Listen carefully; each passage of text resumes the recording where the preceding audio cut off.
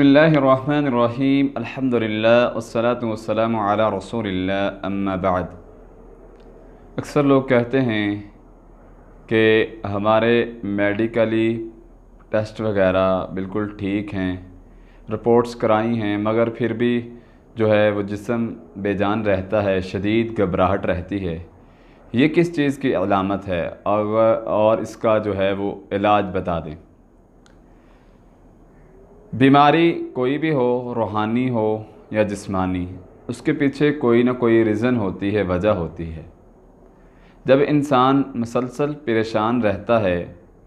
اس کو کوئی ٹینشن رہتی ہے یا کوئی مستقبل کا غم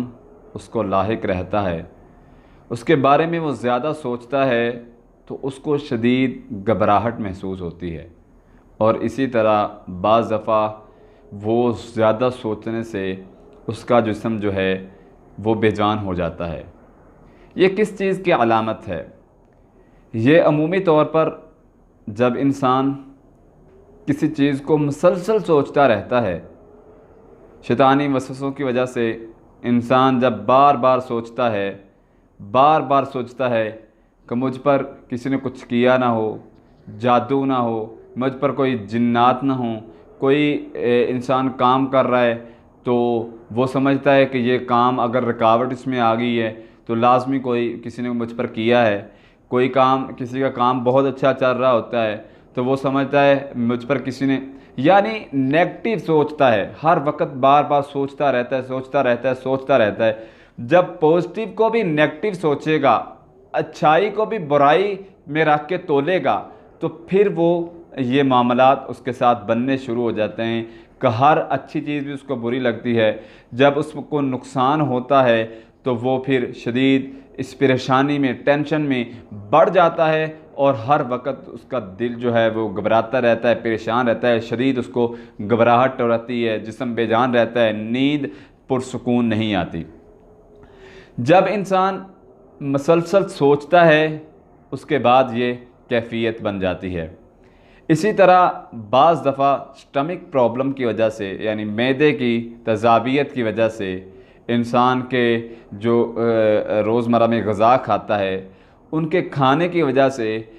سٹمک پرابلم کی وجہ سے معدہ جو ہے وہ ڈسٹرب ہو جاتا ہے۔ اس وجہ سے بھی انسان شدید گھبراہٹ کا شکار ہو جاتا ہے اور جسم جو ہے وہ بے جان ہو جاتا ہے۔ ہمارے پاس اکثر مریض آتے ہیں، ہم ان کو کیا کہتے ہیں کہ جی آپ جو اس طرح کے مریض ہوتے ہیں وہ اکثر سمجھتے ہیں کہ یہ جو مسئلہ ہمارا بن رہا ہے نا شدید گھبراہٹ کا، یہ ہمیں جادو جنات کا مسئلہ ہے، حالانکہ ان کے ساتھ یہ مسئلہ بالکل نہیں ہوتا۔ ہم ان کو کیا علاج بتاتے ہیں؟ سب سے پہلے جو یہ سٹمک پرابلم کی وجہ سے جن کا شدید گھبراہٹ ہوتی ہے، شہد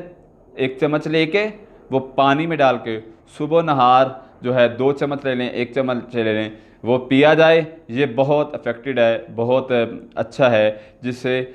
شدید یہ گھبراہٹ کا مسئلہ اور جسم کا بے جان ہونا، ہاتھ پاؤں جو ہے وہ اپنے سوئے ہوئے محسوس کرنا، یہ ساری کیفیات جو ہیں اس کا مسئلہ جو ہے وہ حل ہو جائے گا۔ اسی طرح وظائف کی طرف اگر ہم آئیں تو وظائف کی مصنون اذکار کی روشنی میں ہم دیکھیں تو اس کا علاج بالکل آسان ہے۔ وہ یہ ہے کہ سورۃ الفاتحہ کو آپ جو ہے وہ 41 مرتبہ پڑھ لیں پانی پہ، اور اس پانی میں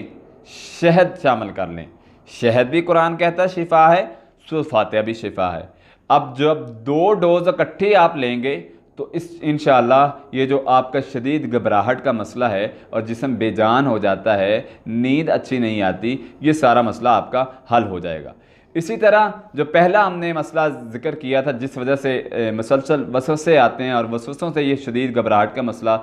بنتا ہے، اس کے لیے آپ نے کیا کرنا ہے؟ اعوذ باللہ من الشیطان الرجیم، یہ تعوذ جو ہے یہ 300 دفعہ پڑھنا ہے، اور لا حول ولا قوت الا باللہ۔ وسوسوں کو کنٹرول کرنے کے لیے یہ شدید جو گھبراہٹ ہوتی ہے، جسم بے جان ہوتا ہے، یہ زیادہ جو سوچ کے ہم جو ہے شدید وسوسے آتے ہیں، ان کو کنٹرول کرنے کے لیے بہترین اور پاورفل جو عمل ہے، پاورفل وظیفہ جو ہے، بے شمار تجربات میں جو بات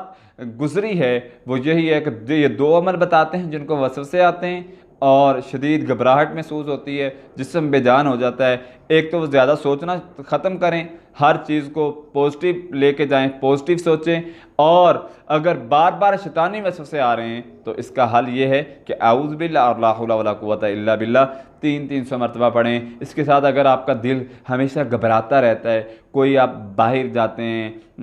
جہاں کراؤڈ ہوتا ہے، رش ہوتا ہے، آپ کو گھبراہٹ محسوس ہوتی ہے، تو آپ یہ دل کی گھبراہٹ کے لیے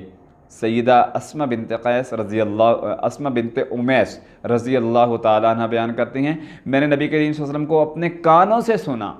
کہ آپ صلی اللہ علیہ وسلم فرما رہے تھے اگر کوئی کسی کو مسئلہ لاحق ہو، اچانک پریشانی آئے، وہ گھبراہٹ شدید گھبرا جائے، تو یہ دعا پڑھا کرے، اللہ اللہ ربی لا اشرک بہ شیئا۔ جو یہ دعا پڑھے گا اللہ اس کی گھبراہٹ کو، اس پریشانی کو دور کر دے گا۔ تو ہمیں چاہیے اس مسنون اذکار کے ساتھ اپنی ڈائٹ کو بہتر کریں، اپنی خوراک کو بہتر کریں۔ اللہ سبحانہ و تعالی ہم سب کے مسائل میں آسانی فرمائے، شریر چیزوں سے ہم سب کو محفوظ فرمائے۔ اقول قولی ھذا استغفر اللہ من کل ذنب واتوب۔